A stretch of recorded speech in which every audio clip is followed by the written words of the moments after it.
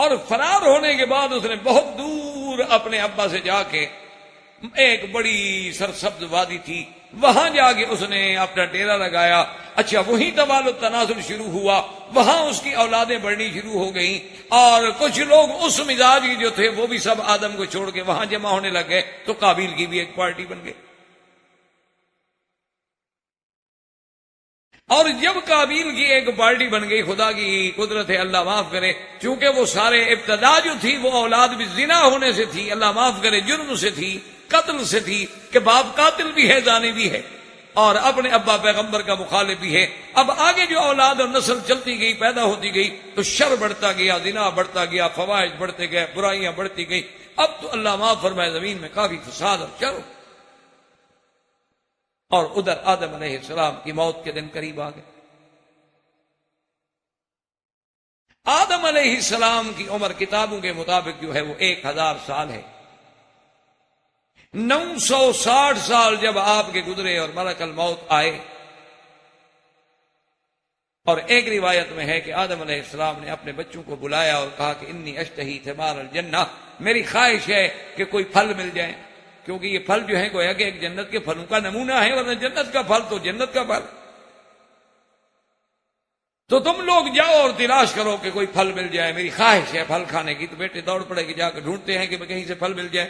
وہ ڈھونڈنے کے لیے جا رہے تھے تو راستے میں فرشتے اللہ کے آ رہے تھے انسانوں کی شکل میں۔ ان نے پوچھا کہ بیٹے کیوں اتنی جلدی جلدی جا رہے ہیں؟ انہوں نے کہا آدم علیہ السلام ہمارے ابا بیمار ہیں، ان کو بڑی تکلیف ہے، ان کے لیے ہم پھل ڈھونڈنے کے لیے جا رہے ہیں۔ اور انہوں نے کہا کوئی ضرورت نہیں پھل ڈھونڈ۔ نے کہا کیوں؟ انہوں نے کہا وقت حضرہ الموت، ان کو موت آ گئی، ہم کیا کریں گے پھل؟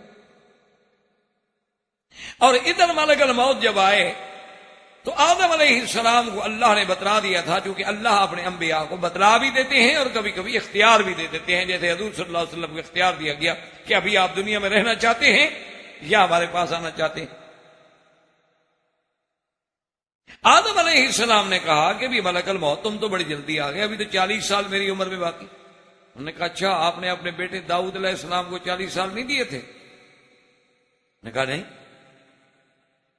حضور نے فرمایا جہاد آدم، دیکھو آدم کر گیا، جہاد ذریت، اولاد میں بھی پھر انکار آ گیا، وہ بھی پھر جا نسی آدم فنسی ذریت، آدم بھول گیا، اولاد بھی بھول گیا۔ اب جب ملائکہ آئے روح قبض کرنے کے لیے تو بی بی حوا جو تھی نا گھبرا گئی کہ بھئی میرے خامد کی، میرے شوہر کی موت کا وقت آ رہا ہے، اور بات تو سن رہی ہے۔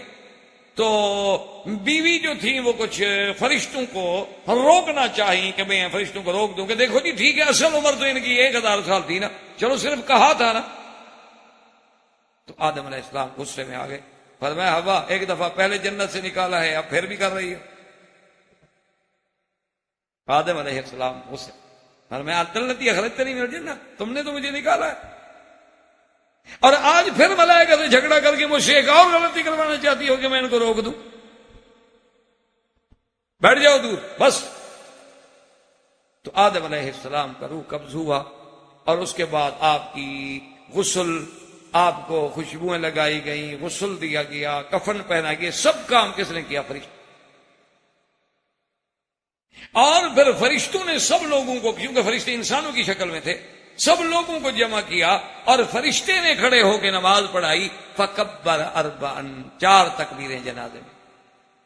اور جب 4 تکبیریں کہہ کے جنازے سے فارغ ہوئے تو اس کے بعد پورے آدم علیہ السلام کی اولاد کو اور حاضرین کو، چونکہ تھے تو سب اولاد میں، کہا ھذہ سنت اللہ، یہ اللہ کا حکم ہے کہ جب کوئی مر جائے تو اس طرح غسل دیا جاتا ہے، اس طرح کفن دیا جاتا ہے، اس طرح دفن دیا جاتا ہے، اور اس طرح اس پہ جنازہ پڑھا جاتا ہے، اور اس طرح قبر بنائی جاتی ہے فدفنوہ۔ لیکن آدم علیہ السلام کی قبر میں بہت اختلافات۔ بعض لوگ تو کہتے ہیں کہ ہند میں جہاں آپ کو اتارا گیا قبر بھی وہیں میں رہے۔ آج کل بھی انڈیا میں ایک جگہ ہے جہاں بڑی لمبی لمبی قبریں ملتی ہیں، اور وہ لوگ اب بھی یہ کہتے ہیں کہ یہ اولاد آدم کی قبریں، کیونکہ اس وقت تو قد 60 ہاتھ تھا، یہ تو پھر تھوڑا ہوتا گیا ہوتا گیا ہوتا گیا ہوتا گیا کم ہوتا گیا۔ اور بعض روایات میں ہے کہ نہیں، آدم علیہ السلام کو مکہ مکرمہ کے کسی نواحی میں دفن کیا گیا،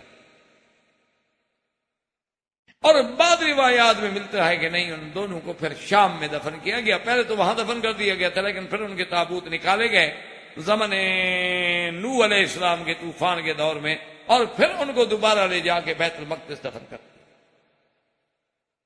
لیکن ایک موٹی سی بات آپ یاد رکھیں کہ ما سوائے الا قبر النبی محمد صلی اللہ علیہ وسلم، ما سوائے حضور سرکار دو عالم کی قبر کے کسی نبی کی قبر کے بارے میں کوئی تعیین یا کوئی پختہ روایت موجود ہے.